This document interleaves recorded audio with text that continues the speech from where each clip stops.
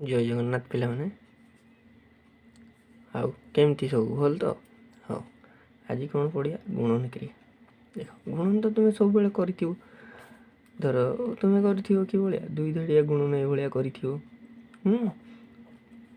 कि तीन धाड़िया ये प्रथम कर गोटे धाड़िया तापर ये शिखि तापर के भाया शिखि ये धर शिखि तापर पुणी तीन धाड़िया तले तीन उपरे तीन ये शिखि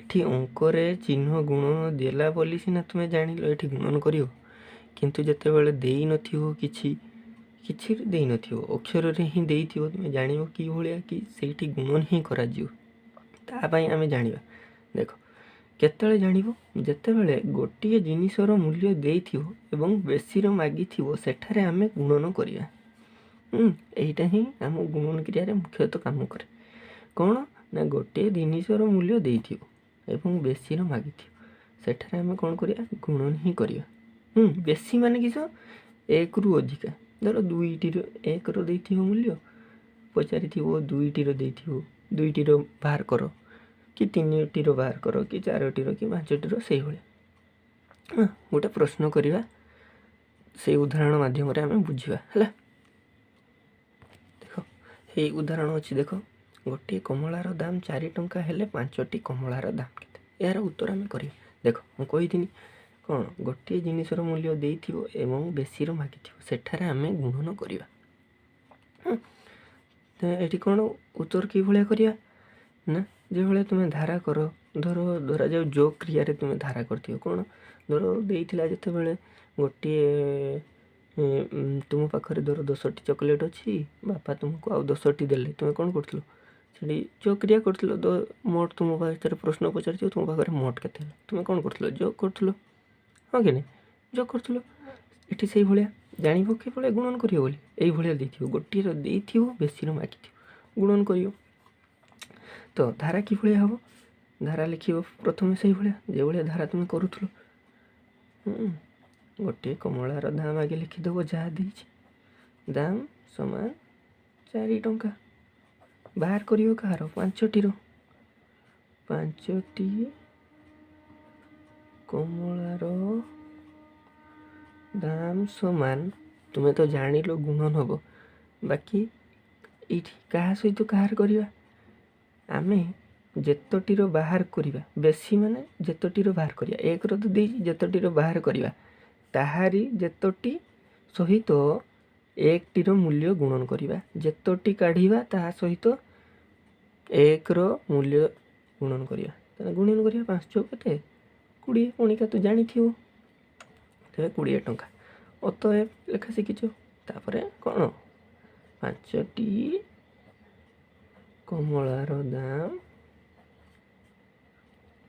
20 टंका हाँ कि नहीं ये करथिलो तो ये ही हम आउ गोटे देख आउ गोटे नुआ भाया गोटे गुणन क्रिया देखिए हाँ तुम जान कि ये गुणन क्रिया ही बुझ बोली है उदाहरण 2 नंबर देखा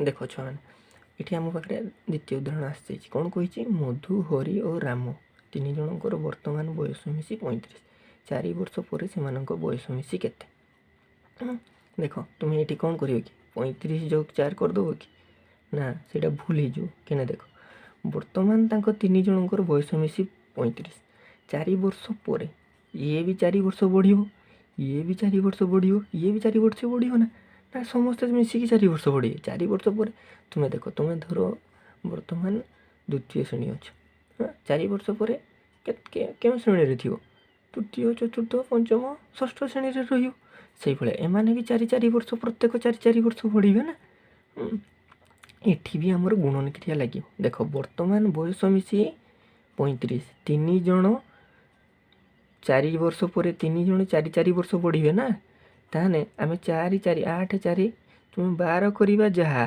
गुणन क्रिया से गोटे ये भी गुणन क्रिया लगे तुम्हें किंतु जोग करदेव माने से उत्तर भी ठीक हम किंतु ये जेहेतु गुणन क्रिया लगुच तुम जान जे ये गुणन क्रिया ही व्यवहार हुए बोली से गोटे देती तुम्हें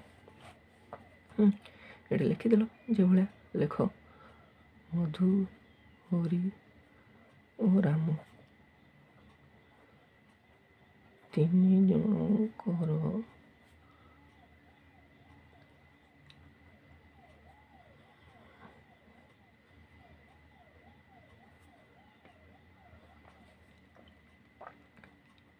ଚାରି ବର୍ଷ ପରେ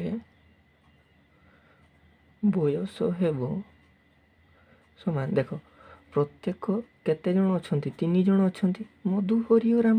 ପ୍ରତ୍ୟେକ ବଢ଼ିବେ 4 ବର୍ଷ ଲେଖାଏଁ। ତାହେଲେ 3 ଗୁଣନ 4, 3 ଚଉ 12, 12 ବର୍ଷ ବଢ଼ିବେ।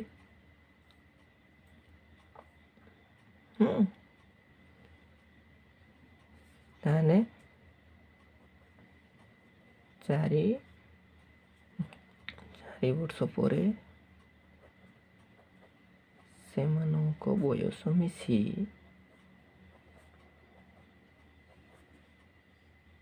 35 ବର୍ତ୍ତମାନ ସହିତ 12 ଯୋଗ କରିବା। ଏଇଟା ତ ଜାଣିଛ।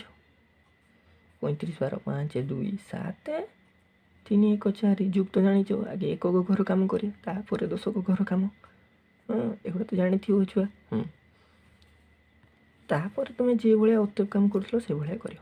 ତ ଅତଏବ ସେମାନଙ୍କ ବୟସ ମିଶି 4 ବର୍ଷ ପରେ 47 ହେଲା। ଦେଖ ଆଉ ଗୋଟେ ଏଇଗୁଡ଼ା ମନେ ରଖିଥାଅ। 1 ଡଜନ ସମାନ 12ଟି। ଏକ ପୁଞ୍ଜା ବି ଏହାକୁ କୁହନ୍ତି ବା ଏକ ଗଣ୍ଡା ସମାନ କେତେଟି? 4ଟି।